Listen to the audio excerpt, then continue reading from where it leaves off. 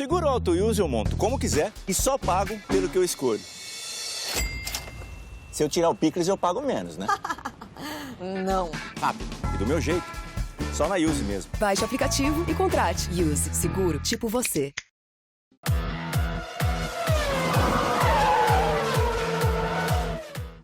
Fala aí pessoal, bom dia GP às 10, beleza? Vamos começar a semana com um pouco de história do automobilismo. Eu vou falar sobre o meu maior ídolo, Bernd Rosemeyer.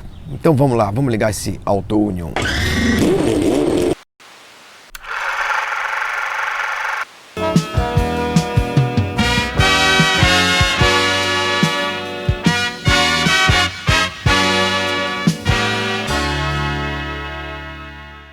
Eu tô gravando no fim de semana, tá bom? Isso aqui é roupa de fim de semana. E tem muita roupa rasgada hoje, furada, que nego paga, eu inclusive, pra comprar já rasgada. Essa aqui é rasgada naturalmente.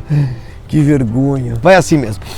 Seguinte, semana passada, vou botar aqui pra cobrir o buraco. Semana passada, ou retrasada, eu mostrei o meu escritório galpão lá em São Paulo e tal.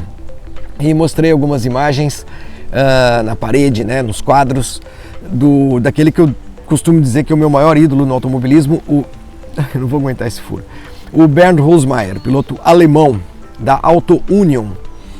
E muita gente me perguntou, mentira, ninguém pergunta nada, a gente sempre fala isso, como eu já disse, para justificar a escolha de um tema, né? Muita gente me mandou mensagens, conversa, algumas pessoas perguntaram, é verdade, mas não foram tantas assim, e de qualquer maneira eu achei legal tocar no assunto, porque é uma história bacana, né?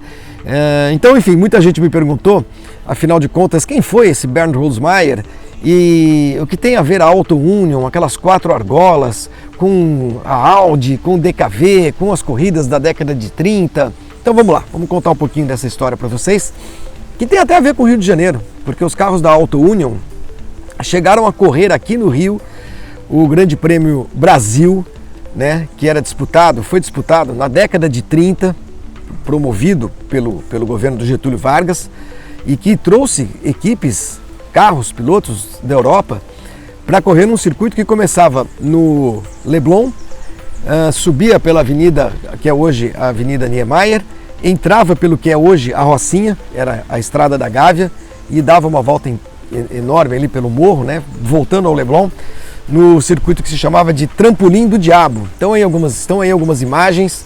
Se vocês derem um Google, vão aparecer alguns vídeos também, imagens algumas muito precárias, muito curtinhas e tal, mas é muito bacana saber dessa história, que o Brasil já fez parte de uma pré-Fórmula 1. Né? A Fórmula 1 nasceu em 1950, né? E até então, o que existia era um circuito de grandes prêmios, corridas espetaculares, né, que aconteciam em Monza, Avus, Nürburgring, Trípoli, Donington, puxa vida, tantos lugares, né? Corridas que eram disputadas pela Europa, basicamente, Mônaco, e era o que se chamava de circuito de grandes prêmios, dos quais participavam carros da Maserati, carros da Alfa Romeo, Ferrari, Auto Union, Mercedes e por aí vai. Bom, Rosemeyer, qual que é a história do Bernd Rosemeyer?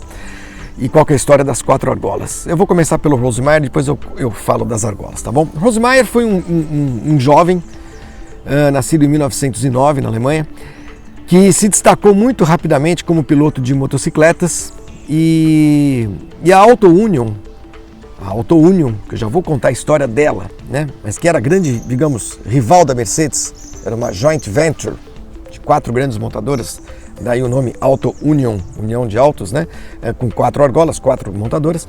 A Auto Union tinha uma equipe de corridas forte, pilotos muito fortes, e resolveu contratar o Rosemeyer, o jovenzinho, uma espécie de Leclerc, mal comparando, para completar a sua equipe de corridas.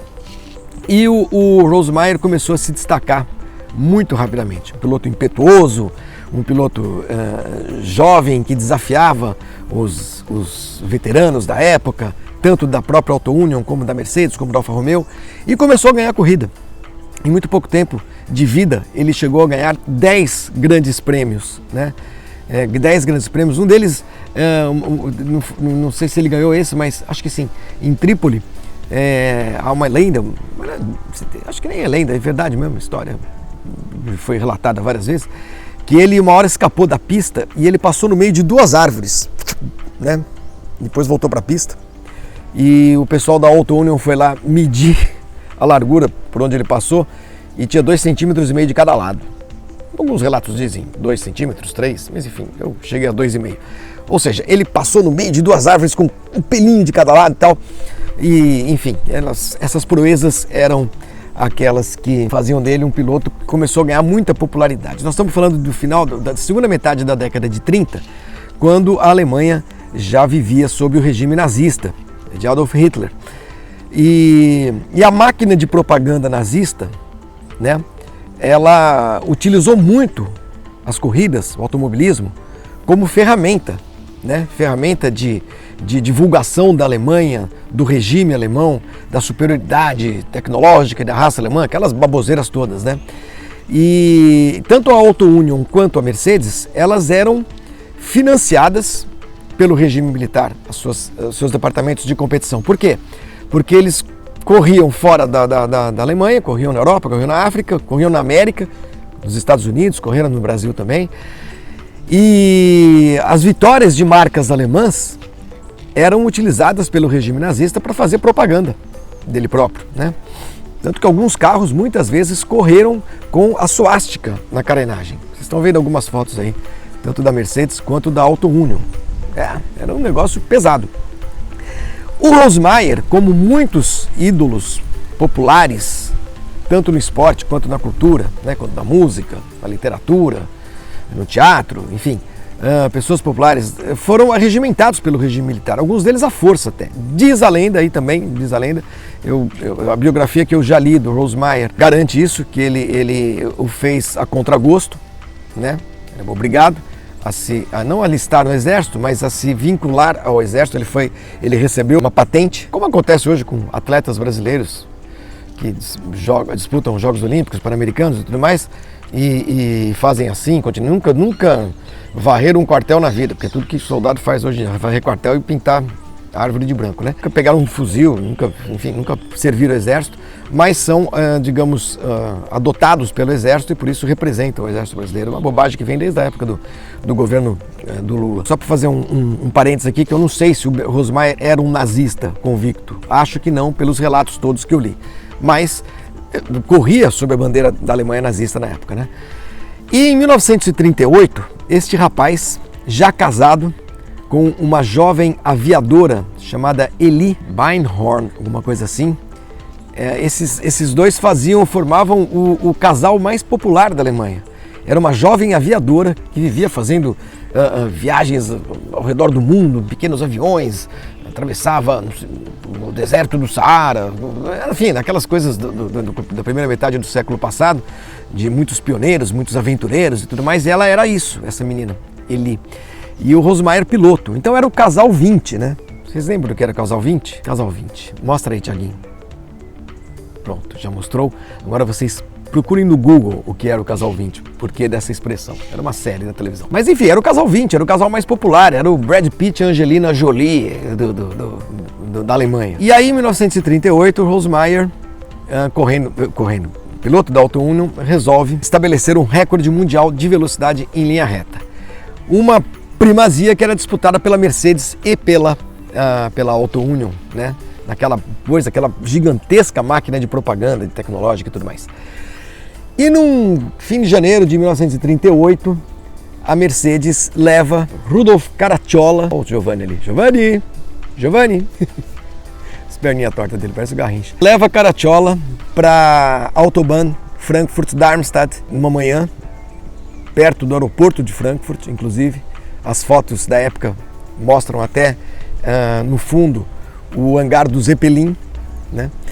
E o Caracciola consegue estabelecer um recorde de velocidade, 429 km por hora, gente. 1938, Mercedão, esse carro aí que vocês estão vendo, coisa mais linda do mundo. A Mercedes tinha informações dos institutos de meteorologia sobre o horário ideal para fazer aquilo, por conta do risco de rajadas de vento, né? Numa velocidade tão alta, sem os conhecimentos de aerodinâmica que a gente tem hoje, sem downforce e tudo mais, uma rajada de vento poderia ser fatal a essa velocidade. Vocês imaginem o peso de um carro a 429 km por hora. O peso relativo, óbvio. E aí a Auto Union resolveu tentar no mesmo dia, fazer a mesma coisa. Mercedes primeiro e Auto Union depois. Mas a Mercedes tinha o horário ideal para fazer isso e fez. E os caras da Mercedes alertaram o pessoal da Auto Union: olha, gente, não tenta de tarde não, ou mais tarde um pouco, porque há perigos de rajada de vento e tudo mais, nós temos o horário ideal. Mas o pessoal da Auto Union não quis saber de muita conversa, eram adversários, embora houvesse uma relação cortês e tudo. E aí o glorioso Caracciola bateu o recorde, 429, e foi lá Rosemeyer com o carro Streamliner, como se fala, né? Para poder fazer, tentar bater o recorde da Mercedes. E o que aconteceu? Ele vai já a mais de 400 km por hora, 404, 405, pega uma rajada de vento. O carro sai que nem uma folha de papel, se espatifa fora da estrada e o Rosemeyer morre aos 28 anos de idade. Uma comoção na Alemanha equivalente à que tivemos no Brasil com a morte do Ayrton Senna. Era o Senna e a Xuxa da época, tá bom? Rosemeyer e a Eli. E foi um drama terrível, uma tristeza na Alemanha, né? Tratado como herói, aquela coisa toda. O fato é que Rosemeyer, o meu ídolo da Auto Union, morreu aos 28 anos. E na estrada, ali ao lado da estrada da Autobahn, Frankfurt-Darmstadt, que é a mesma até hoje, existe um pequeno memorial, bem pequenininho, muito discreto. Se vocês procurarem no Google, quem estiver por essa região passeando de carro, pode ir lá ver o memorial ao Bernd Rosemeyer, no local exato onde sofreu o acidente e morreu. Uma grande tragédia, e trágicos são quase todos os heróis, né? Os chamados heróis. Também acho que Rosemeyer não era herói de nada, né? Como eu sempre digo, herói é bombeiro, médico, que ganha pouco, professor e tudo mais. Mas havia, claro, como há até hoje no automobilismo, um quê de heroísmo, um traço de valentia, né? de destemor desses atletas, desses caras que desafiam a morte, dentro de carros muito velozes, né? Então, a mais de 400 por hora, morreu o Bernd Rosemeyer, 28 anos de idade apenas, transformando-se numa lenda do automobilismo alemão. Auto Union, as 4 argolas, né? Tem gente que não sabe ainda, eu acho incrível, mas não é que eu acho incrível. As pessoas não são obrigadas a saber, é que eu lido com isso tanto, né? Há tanto tempo e tão cotidianamente, que às vezes quando eu conto a história da Audi e da Auto Union e da DKV no meio e tal, as pessoas demonstram um certo espanto e eu fico espantado. Mas como é que vocês não sabiam disso? Puxa vida. Mas é claro, estou brincando, é claro, ninguém é obrigado a saber a história de todas as marcas de carros do mundo, mas eu vou contar um pouquinho então rapidamente o que é a Auto Union, o que era a Auto Union e o que são essas 4 argolas do logotipo da Audi, da marca Audi, que todo mundo conhece, essa todo mundo conhece. Muito bem, em 1932, 4 montadoras alemãs, Horch, Wanderer, Audi e DKV, DKW, né? DKW que escreve, fala DKV, tá, gente? Eu não vou ficar explicando mais isso. Se juntaram depois do crack da Bolsa em 1929, a economia do mundo virou uma zona e tal, juntaram essas 4 montadoras e formaram um troço chamado Auto Union, ou Auto Union, né? Uma espécie de auto latina. Será que eu já contei essa história aqui? Bom, também se contei antes. Vocês lembram quando juntou Ford e Volkswagen aqui no Brasil? Cada um fazia os seus carros, trocavam componentes, trocavam plataformas, trocavam motores, blá blá blá blá, enfim, diminuíam custos e tudo mais. A Auto Union era isso, eram essas 4 montadoras que passaram a fazer carros, cada um com a sua marca, mas todas elas com as 4 argolas, né?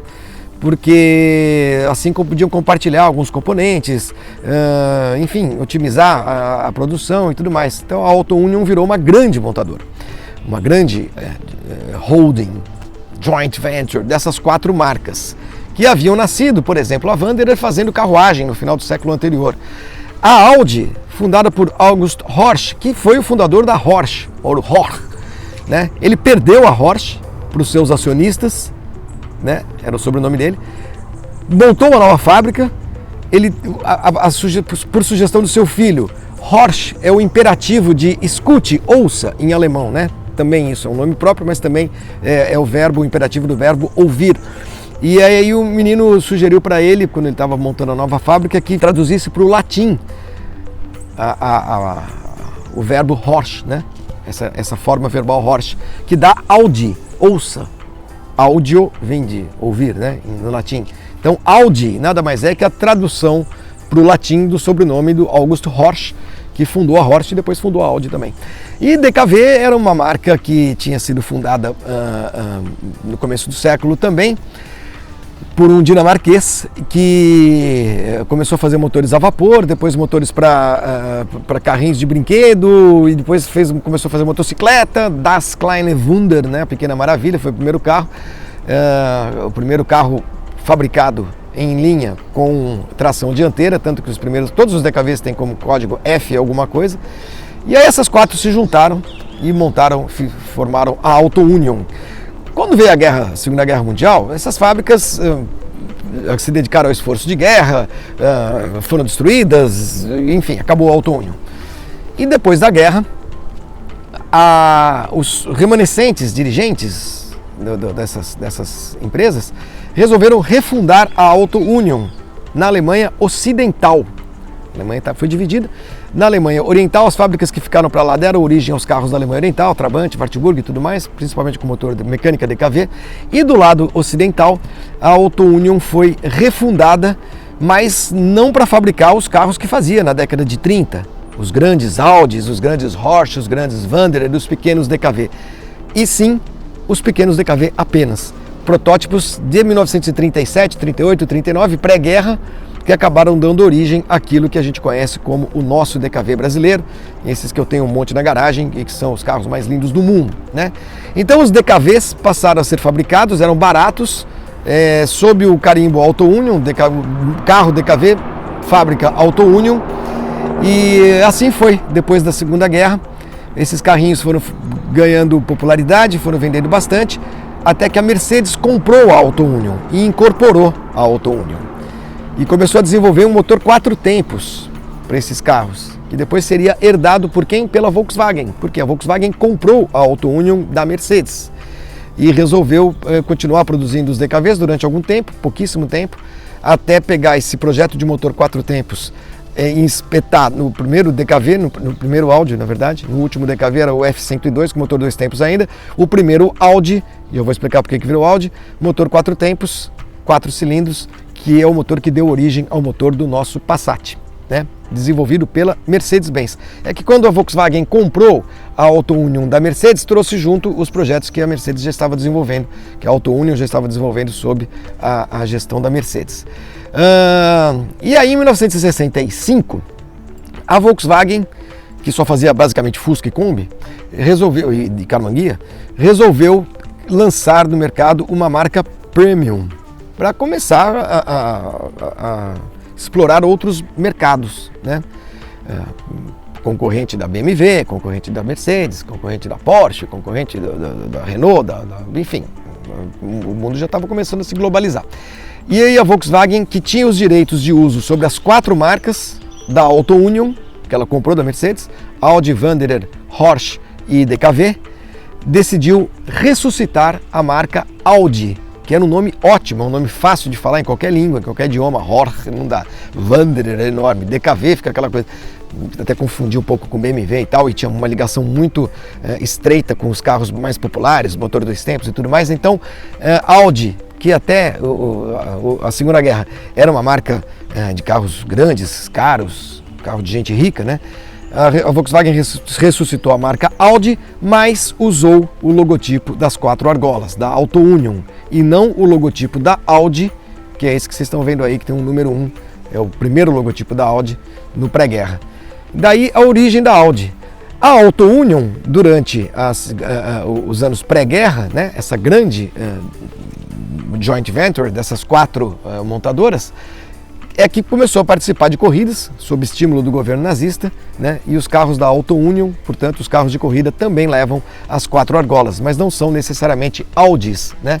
Eles deram origem, junto com a DKV, com a Porsche, com a Wanderer, enfim, a própria Audi, deram origem ao que viria a ser a Audi já a partir da década de 60. Tá bom? Tá explicado. Agora eu vou procurar meus cachorros, porque tem o Giovanni e tem o Tuco, que também está solto aqui na praça, e vou voltar para casa. Espero que vocês tenham gostado dessa história, tá bom? Abraço, beijo, boa semana.